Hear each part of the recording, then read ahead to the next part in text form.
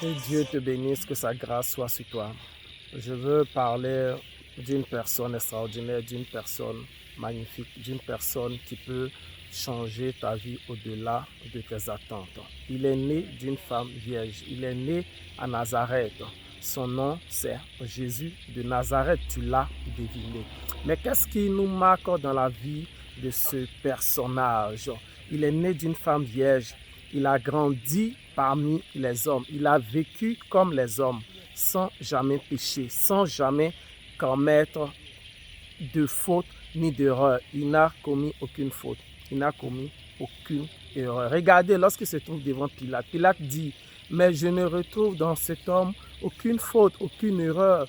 Pourquoi est-ce que vous voulez le rendre forcément coupable? Même Pilate le méchant, même Pilate le mauvais dit, Jésus n'a rien de mauvais. Et lui qui n'a rien de pécheur, il n'a rien des pécheurs, il n'a rien d'un malfaiteur, il sera condamné comme un malfaiteur. Waouh! Il a grandi, il n'a pas péché, il n'a commis aucune erreur, il n'a commis aucune faute, mais il a été tout de même condamné.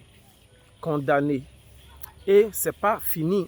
Il meurt, on l'enterre. Et ce qui se passe, c'est que 3 jours après sa mort, il est ressuscité. Waouh! Et il nous dit, et il te dit, venez à moi, vous tous qui êtes fatigués et chargés, je vous donnerai du repos. Et il nous dit, je suis le chemin, la vérité et la vie.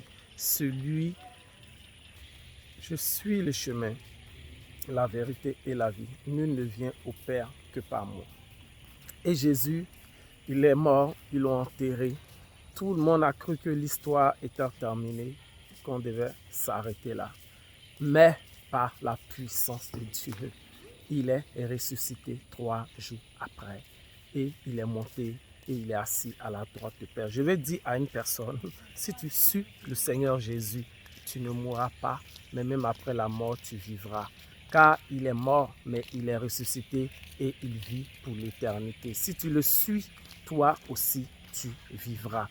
Toi aussi tu vivras. Est-ce que tu peux accepter Jésus ce matin? Oui, je dis, est-ce que tu peux accepter Jésus ce matin? Parce qu'il faille que tu l'acceptes pour que tu vois ta vie transformée, pour que tu ressentes la paix de Dieu dans le nom de Jésus. Une personne veut accepter le Seigneur. Tu veux accepter le Seigneur, tout simplement, faire cette prière avec moi. Père, je me répands de mes fautes, de mes péchés. Je reconnais que pendant trop longtemps, je t'ai ignoré. Mais aujourd'hui, je veux reconnaître que Jésus est le Christ, il est le sauveur du monde, il est mon sauveur. Et il a donné sa vie pour moi. Je vais l'accepter comme mon Seigneur et mon sauveur.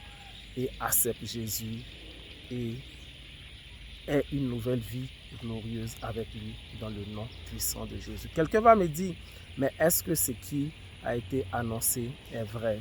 Oui, c'est vrai, parce qu'il y a eu beaucoup de témoins oculaires. Cela a été écrit, notifié, codifié, scellé. Depuis des siècles, la Bible existe. La Bible est le premier livre, les papyrus.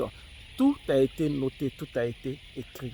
Et des millions d'hommes, des milliers d'hommes ont assisté à la vie de Christ, ont vu sa résurrection. Parce que même après la résurrection, il était encore au milieu des hommes. Ces hommes attestent ces choses.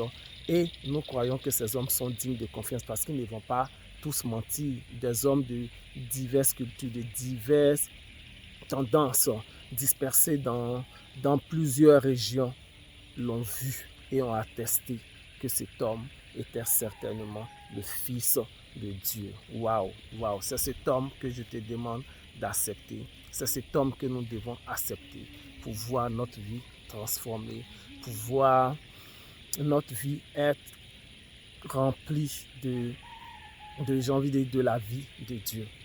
Wow. Accepte Jésus, il va transformer ta vie. Il te fera connaître la vie réelle, la vie de Dieu. Et rien sur cette terre ne pourra encore te troubler, car tu seras comme un ambassadeur sur cette terre, mais ta patrie sera la patrie céleste. Que Dieu te bénisse, que sa grâce, sa faveur soit sur toi, dans le nom de Jésus. Amen.